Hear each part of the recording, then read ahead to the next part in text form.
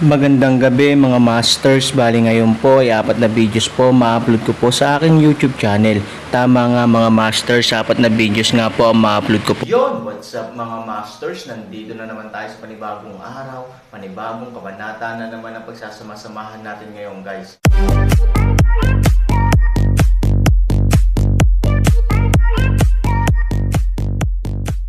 Bali mga masters, kung bago ka pa lang po sa aking YouTube channel, please click the subscribe button, lalong-lalo na po yung notification bell guys, para maging connected pa rin tayo sa isa't isa at maging updated kayo sa mga susunod ko pang video. Bali mga masters, bago natin umpisahan ng kwento ay mag-shoutout po muna tayo para sa mga solid nating tagapakinig. Shoutout kay Jay Ilacas at shoutout kay RB Tuya. Yun na nga mga masters, no? Bali hindi na ito patagalin. In 3, 2, 1, let's go! Mga master, magbabalik tayo sa pag-upload ng 4 na videos everyday simula ngayon araw. Salamat sa solid na pagsuporta mga master. Ngayon ay walang ideya si Linlong na patayin si Ivory, dahil hindi lang si Fei Langsheng, kundi pati na rin siya ay walang ganoong kakayahan, kaya hindi siya magkakaroon ng gayong mga maling akala. Sa iyong lakas, paano mo mapapatay si Ivory? Sabi ni Linlong. Tila minamaliit nito si Fei Langsheng, na naging dahilan upang hindi kumbinsido si Fei Langsheng at sumagot, kung matatalo mo ang iyong lakas, maaari mo bang patayin si Ivory? Dati, si Fei Langsheng ay hindi kailanman nang ahas na kausapin si Linlong ng ganito ang ugali, ngunit ngayon, hindi na siya natatakot kay Linlong. Siyempre hindi, sabi ni Linlong. Ano ang gusto mo sa akin? Hindi maintindihan ni Fei Langsheng. Sana matulungan mo akong makahanap ng paraan para malutas ang contradiction sa pagitan namin ni Aaron. Sinabi ni Linlong na kung hindi malulutas ang contradiction na ito, magiging dead end ito para kay Lin. Alam din niya ang kasalukuyang mga pangyayari at alam niya kung ano ang dapat niyang gawin. Medyo nagulat ito kay Fei Langsheng. Hindi niya akalain na hinahanap siya ni Linlong dahil dito. Si Xuan Yuan, ang pinakamakapangyarihang hayop sa mundo, ay kailangang yumoko dahil sa Aaron. Handa kang yumoko sa harap ng Aaron. Sabi ni Furlongson. Siyempre, ayaw ni Linlong, ngunit ngayon ay wala na siyang ibang pagpipilian. Kung ikukumpara sa kamatayan, ano ang busog? At wala para kay Linlong na tiisin ang kahihiyan ng ilang sandali. Maaga o huli, mapupunta ang Aaron sa mundo ng lahat ng direksyon. Pagkatapos niyang umalis, si Linlong ang pinakamalakas sa mundo ng Xuan Yuan. Hindi ba't isang bagay na siyempre ang yumoko sa malakas? Sabi ni Linlong. Dahil dito gusto ni Fei Langsheng tumawa. Kung talagang tinanggap niya ito, hindi siya umalis sa mundo. Hindi niya sinasadyang yumoko sa malakas. Kaya naman siya ang naging hari ng mundo ng Xuan Yuan. I can't help you. In my position, do you think I am qualified to speak in front of Han 3,000? Diretsyong sabi ni Fei Langsheng. Maaari mo akong tulungang humanap ng paraan, sabi ni Linlong. Ito ay ipinataw sa responsibilidad ni Fei Langsheng, hayaan siyang walang magawa, tila kailangan siyang pilitin ni Linlong na gumawa ng paraan. Siyempre, ang solusyon ay hindi wala, ngunit sa pananaw ni Fei Langsheng, tiyak na hindi payag si Linlong. There's one way, but it's no use saying it. Hindi ka papayag, sabi ni Furlongson. Sabihin mo na, Lin Dragon God pakiramdam gumalaw, naiinip na sabi. Maging kakaibang hayop ng Aaron. Pagkatapos niyang mapaamo, hindi kanya papatayin. Sabi ni Furlongson. Nang sabihin niya ito, kitang-kita sa mga mata ni Linlong ang kanyang galit. Gawing kakaibang hayop ang Aaron. Matagal nang tumakas si Lin sa mundo, ngunit ayaw niyang maging alipin, kaya paano siya naging halimaw ng Aaron? Kung handa siyang gawin ang isang bagay, ginawa niya ito ng maaga sa mundo. Paano ito? Isa akong dragon. Paano ako magiging halimaw para sa mga tao? Sabi ni Linlong na nagngangalit ang mga ngipin. Hindi alam ni Fei Langsheng ang ibig sabihin ni Tianlong. Ito ang pinaka-orthodox na pag-iral ng pamilya ng dragon. Nakakalungkot na ang pamilya ng dragon ay tumanggi libu-libong taon na ang nakalilipas, kaya nabawasan ito sa ganitong sitwasyon.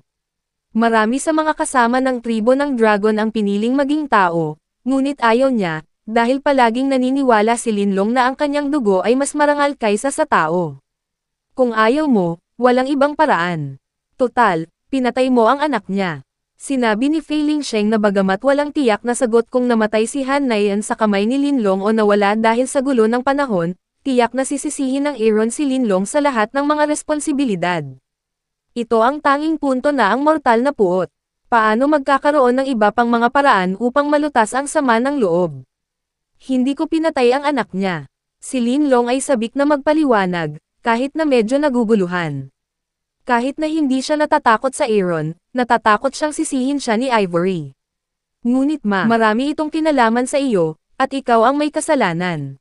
Sabi ni Furlongson. Hindi patay ang anak niya. Bakit may kinalaman ito sa akin?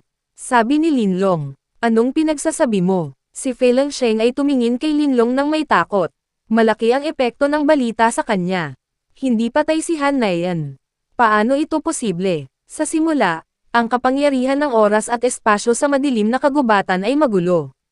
Para sa mga ordinaryong tao, ang kapangyarihan ng kaguluhan ay isang matalim na talam. Sa kasong ito, paano makakaligtas si Han Nayan? Higit sa lahat, ang pagbaliktad ng espasyo at ang pagbaliktad ng oras, kahit sa ang punto ng pananaw, hindi dapat umiral si Han Nayan sa mundong ito. Paano? Kahit hindi patay si Han Nayan, dapat mawala siya. Sabi ni Furlongson. Biglang naging marangal ang ekspresyon ni Linlong at tila gusot na gusot. Pagkaraan ng ilang sandali, sinabi niya kay Fei Lingsheng, hinihiling mo si Han Sanchen na makita ako. Hanggat pumapayag siyang hindi ako makitungo, masasabi ko sa kanya ang tungkol kay Han Nayan. Nang marinig ni Lin ang mahabang sinabi nito, tila may itinatago ito. Si Fei Lingsheng ay hindi nang ahas na itago ito. Matapos umalis sa panaginip, natagpuan ni Fei Lingsheng ang Aaron sa unang pagkakataon. Si Fei Lingsheng, na dumating sa Aaron, ay labis na nasasabik, kahit na humihingal.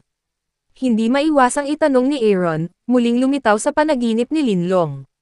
Mahirap na siya ngayon. Naglakas loob ka bang takutin ka? Ipinilig ni Fei Lingsheng ang kanyang ulo, at nagsabi, ako ay lumilitaw sa kanyang panaginip, ngunit hindi niya ako pinagbantaan, ngunit sinabi sa akin ang isang napakakagulat-gulat na bagay. May dapat ikagulat, Aaron Lightway. Bago ko sabihin sa iyo, mas mabuting maghanda ka. Kung hindi, natatakot akong hindi mo ito matatanggap ng ilang sandali. Sabi ni Furlongson. Aaron disdain sa ngumiti. Sa kanyang pagtitiis, hindi niya akalaing may hindi niya kayang tanggapin. Bukod dito, walang pakialam si Han Sanchen sa mundo ng Xuanyuan. Hindi mahalaga kung ano ang nangyari. Hindi ito katumbas ng kanyang sorpresa. Halika, handa na ako. Sabi ni Aaron. Han Nayan, hindi patay. Tinitigan ni Fei Lingsheng si Aaron. Nang mabigkas ang pangungusap na ito, ang ekspresyon ni Aaron ay natigilan sa isang iglap, at malinaw na naramdaman ni Fei Lingsheng ang pag-igting ng mga kalamnan ni Aaron sa isang iglap. Ikaw, anong pinagsasabi mo? Pinahihit ni Aaron ang kanyang matigas na leeg at tumingin kay Fei Lingsheng. Akala niya ay walang makakapagpabagal sa kanyang puso, ngunit hindi mapigilan ni Han ang kanyang pagkamangha. Ang iyong anak na babae, si Han Nayan, ay hindi namatay o nawala. Sabi ni Furlongson. Paano na? Hindi makapaniwala si Han Sanchen. Sa kanyang opinyon, ito ay isang bagay na syempre na Han Nayan mawala kapag ang oras ay bumalik at ang mga tao ay ipinanganak na muli. Pagkatapos ng lahat, siya ay 14 na taong gulang lamang pagkatapos ng muling pagsilang, kaya't walang puwang si Han Nayan. Hindi ko alam kung ano ang nangyayari. Ito ang sinabi sa akin ni Linlong, at sinabi niya na kung gusto mong malaman kung ano ang nangyayari, dapat mo siyang makita. Sabi ni Furlongson. Ang Aaron ay direktang pumupunta sa ipinagbabawal na lugar. Sa oras na ito, wala siyang pakialam kung may sabuatan si Linlong. Sa mundong ito, bilang karagdagan kay Ivory, ang pinakamahalagang bagay para sa Aaron ay Han Nayan. Sa napakalakas na balita, hindi isasaalang-alang ng Aaron kung ito ay isang bitag. Halika sa bawal na lugar. Ipinikit lamang ni Aaron ang kanyang mga mata, pagkatapos ay dumating sa panaginip na nilikha ni Linlong. Kung mayroon kang kalahating kasinungalingan, kakatin ko ang balat mo. Si Aaron ay nagngangalit ang kanyang mga ngipin at sinabi kay Linlong. Kung gusto mong malaman ang tungkol dito, dapat kang mangako ng kondisyon, sabi ni Linlong. Sabi mo, huwag mong sabihing kondisyon yan, kahit 10 or 100, ipapangako ko sayo. Masayang sinabi ni Aaron na walang mas mahalaga kaysa Han Nayan, kaya hindi ito inisip ni Aaron. Hindi mo ako masasaktan, hayaan mo akong patayin si Ivory, sabi ni Linlong. Isinusumpa ko sa Diyos, sinabi ni Aaron na mula sa kanyang saloobin, malinaw na nararamdaman natin ang pangangailangan ng madaliang pagkilos.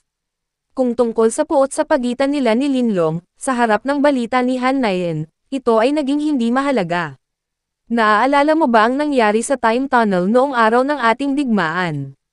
Sabi ni Linlong. Siyempre, naalala ko na ang power of the time tunnel ay biglang naging magulo at magkasalungat, kaya naman ako ay muling ipinanganak.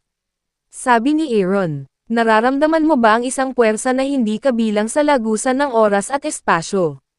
At ang kapangyarihang ito ay hindi pag-aari mo o sa akin, sabi ni Linlong. Sumimangot si Aaron. Ang mga salita ni Linlong ay halatang mapanloko, ngunit siya ay sadyang naglalaro, at hindi naintindihan ni Aaron kung ano ang ibig sabihin nito. Kung may sasabihin ka, huwag mo nang sabihin sa akin. Sabi ni Aaron. Ang kapangyarihang ito ay nagmumula sa lahat ng direksyon, sabi ni Linlong. Nanlaki ang mga mata ni Aaron at sinabi sa malalim na boses, ang ibig mo bang sabihin ay nakuha ng mga tao mula sa iba't ibang panig ng mundo si Han Nayan. Ang pagbaliktad ng oras at espasyo, ang pagbaliktad ng oras, at tanging ang malakas sa 8 direksyon ang makakapagprotekta sa iyong anak mula sa mga salik na ito. Sigurado ako na ang iyong anak na babae ay nasa 8 direksyon ngayon, sabi ni Linlong. Huminga ng malalim si Han Sanchen. Kung talagang umiiral si Han Nayan, magandang balita ito para sa kanya. Gayunpaman, ang Aaron ay walang paraan upang hatulan kung ang mga salitang ito ay totoo o mali. Malamang taktika lang ito ni Linlong. Kapag siya at si Ivory ay dumating sa mundo ng lahat ng direksyon, ang panganib ni Linlong ay matatapos na. Sa oras na iyon, walang gagawin ang Aaron kahit na alam niyang mali ito. Paano ko malalaman na hindi ka nagsinungaling sa akin? Sabi ni Aaron. Sa kakayahan ni Ivory, makakabalik siya sa mundo ng Xuanyuan kahit na pumunta siya sa mundo ng lahat ng direksyon. Kung lokohin kita, mas malala ang katapusan, sabi ni Linlong. Nakatuon ang papel na ito sa kakayahan ni Ivory. Ibig sabihin, hindi kwalipikado si Aaron na bumalik sa mundo ng Xuanyuan pagkatapos niyang pumunta sa mundo ng lahat ng direksyon. Ngunit sapat na ang magkaroon ng Ivory. Sa kasong ito, ang posibilidad ng pagsisinungaling ni Linlong ay dapat na napakaliit, na nagpapasaya sa Aaron. Ngunit sino ang nakahuli kay Han Nayan at bakit? Yun na nga mga masters, no? Bali panibagong kabanata na naman yung natapos natin ngayong gabi. Muli, maraming salamat po.